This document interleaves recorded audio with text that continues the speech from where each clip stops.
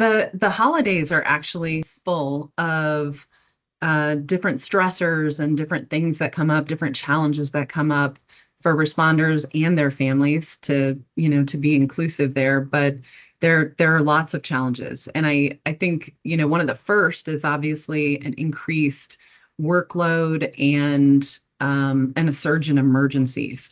When I look back even over just Thanksgiving here in, Denver, we had 3 shootings over that weekend, just here in Denver. And so folks try to get together and they're trying to spend time with their families, and then you throw some alcohol in with it or whatever else, and they end up working out their problems in ways that aren't always the best option.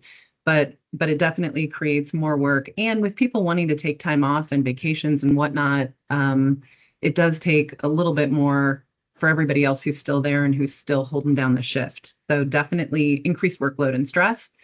And there are also, changes in routine and diet. And generally, I would say most responders are very routine based. They've got their workout, they've got their sometimes prepped meals. They're very on top of it. And the holidays usually throw that completely off. I mean, I don't know about anybody else, but I think even during Thanksgiving, I think I ate my body weight in turkey and mashed potatoes and dessert and all of the things. So I also feel like it throws us off, and then we regret it afterwards, and then we got to get back on track. Another thing that responders oftentimes are faced with is really the isolation from family and missing out while other people are celebrating. And that one can always be difficult. And I'll talk a little bit later about some strategies for, managing that isolation and ideas, kind of coping with that, and how family can really be beneficial. But isolation is a piece of it. I think the other thing too with the holidays, and this is probably the main one, and it's really all holidays, to be quite fair, is that when you're in a tough place, or when you're dealing with whatever it is that you're dealing with, whether it's loss or it's betrayal or it's something significant, and you're around folks who are happy, and you see the TV commercials come on and they want you to be happy too. I mean, sometimes it's obnoxious, and there's such dissonance there because you're not happy, or you're not in that mood yet, or you're not in a place where you can celebrate and be happy. And so when you see everybody else in this state of, oh, we're so happy and we're so excited and we're decorating, you just want to shake them. And I think back to a time too when I remember when my mom passed away, which actually was in April. And in April, she passed, and that's right before Mother's Day. And I remember seeing the Mother's Day commercials come on TV, and what are you going to get your mom for Mother's Day? And nominate your mom for this, for being the best mom in the whole world. And I remembered watching those and turning the station angrily because I was not in a place where I wanted to be happy or I wanted to celebrate, because the loss was just so raw. And I even remember going into the post office trying to send a gift to a friend. And it was in May before Mother's Day. And the poor post office guy actually said, "Oh, you're sending something nice to your mom." And I remembered looking at him and I was like, "Not unless you can send it to heaven." And he looked at me, and I was so, in a bad place that it finally just came out. And I feel like the holidays are a lot like that. When you're struggling, it just creates this conflict, and you almost don't want to be around it. So sometimes that actually drives the isolation, that drives the separation from people and wanting to be happy. And it increases anger, frustration, and annoyance. People, get really frustrated. So that one can be common. The other one that I'd just be remiss if I didn't throw it out are really the unrealistic expectations sometimes that we have for holidays. And it reminds me of the National Lampoon's Christmas Vacation movie, and Chevy Chase trying to make everything perfect. But in the end, you end up with family squabbling, Christmas lights that won't come on, overdone cookie and a squirrel, or an overdone turkey and a squirrel running through your house. Just feel like it's destroyed and it wasn't perfect. And there are a lot of expectations that go into it. You want to make it perfect for your family. You want to, have everybody enjoy the gifts and the things that you give them. And sometimes it doesn't work like that. And remembering what's really important, because it's not the gifts, and it's actually not even the moment or the day. It's the values, and it's the time that you get to spend with your family, and it's the faith, and it's all of those things, I think, that really make the holidays meaningful, more than anything else. But I think we get lost, and I think, our economy and our market and commercials and TV, they love to make it all about gifts, but it's not. It's not about that. And really, those things, increased workload and stress, changes in routine, diet, isolation from family, some of the unrealistic expectations, the dissonance sometimes that we feel if we're going through something tough when everybody around you is happy. And those are the main stressors that a lot of people feel, and finances. And we're not too far off of what the American Psychiatric Association found either. And every year they do a little bit of a study where they take a look at, what are some of the top challenges, what are the top things people are dealing with pre-holiday. And what they found was that 35% of people noted, challenging family dynamics as their number one. And then 46% reported really feeling stressed about affording holiday gifts. 47% said that they were struggling with grief and loss of a loved one. And then 23% actually reported that they worried over politics and having to discuss current events with family at these events. There are lots of things that I think come into play for people, for sure.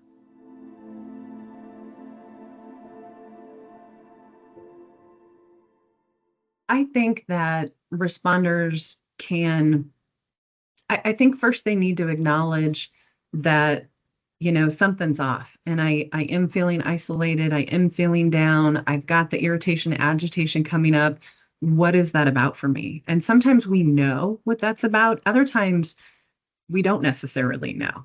And sometimes it's a good indicator to us that something is off, that we're not feeling like we have much bandwidth left. We're not willing to engage, or we're not in a place where we can have some of those more positive emotions.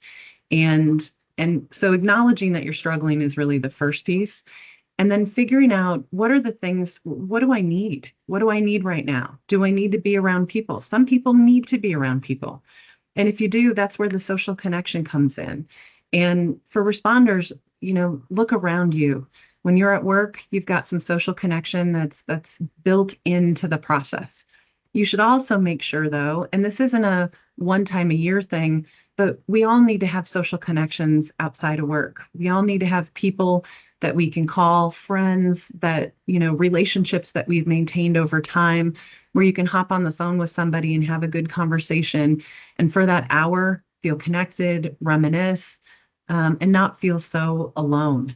And the other part is working through the tough stuff. We just talked about that a little bit, but there is a time and a place when you've got to do the work. And as much as we want to ignore it, and maybe I'll only have to deal with it a couple times a year, wouldn't it be great if you didn't have to deal with it any times of the year? And that's all right, I need to work through this. And I've maybe tried to do it on my own. It's not effective. So maybe I do need to reach out and make a phone call. And whether that's a culturally competent clinician, whether that's a chaplain, whether that's reaching out to your peer support team, think about the people that you have in your agency. Think about the resources that are there and available to you.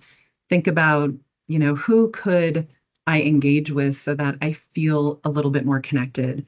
And the other thing too is that, when you're in a rough place, sometimes everything feels dark or everything feels off. And I would really encourage people to challenge yourself to try to scan the world for things that are still good. Scan the world for things that are good. I actually personally, professionally believe that that is the secret of life. Our brains naturally actually have a negative neural bias, and we scan the world for everything that's bad. Responders are trained to do that, so it makes that natural inclination even worse. But if you challenge yourself, I'm going to challenge everybody, scan the world for something that's still good. That person who did something super thoughtful and they didn't need to.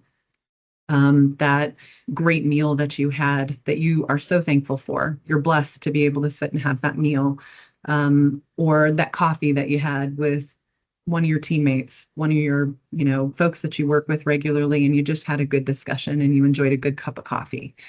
So there are still things that are good too. And sometimes when we get in a rough spot, we stop looking for things that are still good or things that are hopeful.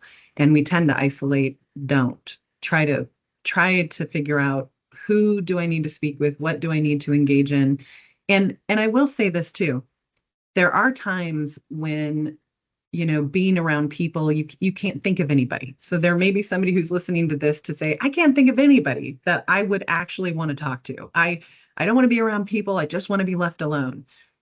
On occasion, that is also okay. Sometimes people recharge privately. Sometimes people need that alone time. And if you're going to do that, engage in some self-care. Do that thing that makes you feel like, okay, I paid attention to myself today. I got my really great workout in. I went on that hike that I've been meaning to go on that I just haven't done yet. Do some self-care stuff. But use your energy with intention. Decide what you want to do, why you're doing it. Use it with intention, and hopefully some of that helps. And I think just know when enough's enough, because there's alone time to rejuvenate, and then there's isolation. And this is one, when you have the alone time, you've spent a day or two, you've got a weekend, whatever your weekend is, and you've spent a day or two kind of rejuvenating, doing the self-care thing, and then someone asks you to attend a party or a get-together. There's lots of parties happening around holidays, lots of get-togethers, and you start grinching everything, and you're like, no, I can't make it. Oh, I'm just too busy. No, I don't want to do that. You know what? If you've had the rejuvenation and you've taken that time, and someone then asks you to go do something, the answer should be yes. Yes, I will go. Yes, I will come. What can I bring? That sounds wonderful. Thank you for including me. And make yourself go. Be around some people, have some, and even if it's 30 minutes, at least you showed up, at least you engaged for a little bit, and you got out of your house, you got out of your apartment, whatever it is. But there's a time for each piece of it, and you just want to be intentional about how you spend your time.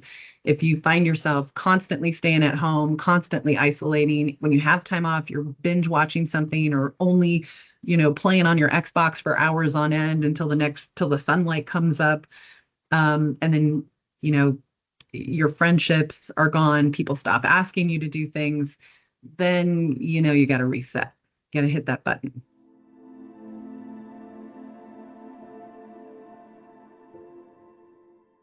I love peer support. Peer support can be so incredibly helpful. And I think, a lot of peer support teams have traditionally been kind of an after the fact, after something bad happens, then peer support shows up. But that's really, kind of old way of thinking about peer support. Peer support teams generally should be really proactive. And so whether that's creating community around the holidays, whether that's creating newsletters on how to get through the holidays, how to deal with in-laws, how to, whatever it is, peer support can be putting newsletters together. They can do briefings. They can really engage. But peer supporters can also just pay attention. That's really the magic of peer support. They know, an individual. They know their deviations from baseline. They should know when people are really struggling, and that this time of year is tough for people in a number of different ways. And then other people are, off the charts excited about the holidays. Peer support should have a good pulse so that they can tell, who's struggling. And if they are, maybe that's the touch point that I need. I need to be checking in on this person. I need to see what they're going through. Maybe a good talk is all they need.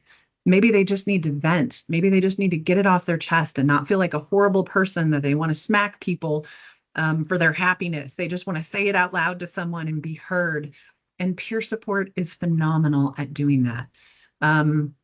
The other thing too is that, peer support can, connect people with resources that they may need beyond just, the good talk. Peer support knows all of the resources, hopefully within an agency, and they've talked to them, they've tested them out, they trust them, hopefully, and they're able to say, you know what, I've worked with somebody who's really great with grief and loss, and you should connect with them. And in fact, I'll give you their number, and you should give them a call. And so peer support can actually provide lots of support in many ways. I think if they don't have an active, trusted peer support team within their agency, I would look for chaplaincy. If there's any faith base, chaplaincy can be phenomenal. There are some programs throughout the country where chaplaincy is so strong and so great. They're wonderful. Another option would be really finding a good clinician. Find a good clinician, a good culturally competent, someone who knows public safety, and I'd reach out to a good clinician and touch base with them. And I will say this too about clinicians, they're not all created equal. And so I would plan that ahead of time, and I would start scoping them out. And when you go for your first appointment, interview them. Have that conversation to see if they're going to be a good fit, if they're actually going to help, if it's, if your personalities are similar. But I'd interview them, and I'd find a good fit, and I'd find somebody that you could talk to. Find somebody that you can work through some of the tough stuff with. And maybe that's the gift you give yourself that year is, I'm not going to keep feeling like this every holiday, because the holidays are going to keep coming whether we like it or not.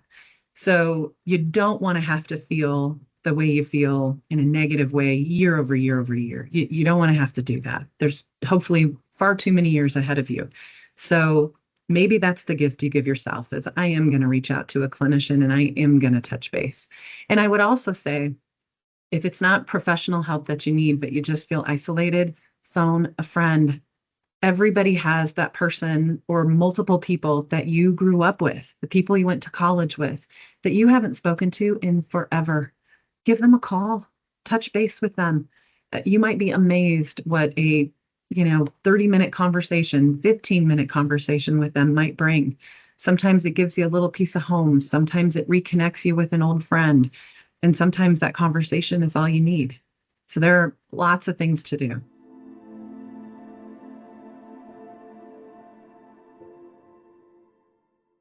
I think for family and friends, I would say make yourself available. Make yourself available. Your time and just listening. You don't have to solve everybody's problems. You don't have to have all the answers. A lot of times it's just walking with people through the thing that they're going through and being okay with them struggling a little bit and just being there with them. And sometimes it's as easy as, if I know, someone in my world is struggling, I'll make them dinner, and I'll drop dinner by their house just to let them know that I thought about them that day. Or, for families, give your responders some time and some space. Sometimes they need time and space. Sometimes they just need rest. They need to sleep. Let them rest, and then have them join the family. Go for a walk. Do something where it's kind of brainless and you don't have to think a whole lot. You don't even have to talk about a lot of problems. You just get them into that routine of, hey, we're stepping out of that and into this, and let's just spend some good time together. And I think too, it a little bit depends on what the struggle is. And it depends some, on how best to support somebody. I think sometimes alone time and giving them that is good. Giving them the rejuvenation time is good. And sometimes you may just want to ask them, do you need alone time, or do you want to just go do something? And that's not difficult, not hard, not a lot of effort. Let's go for that walk. Let's go window shopping. Let's just go, have a lunch, just us, and let's just talk about something or nothing. Where are you at, and how can I be most supportive?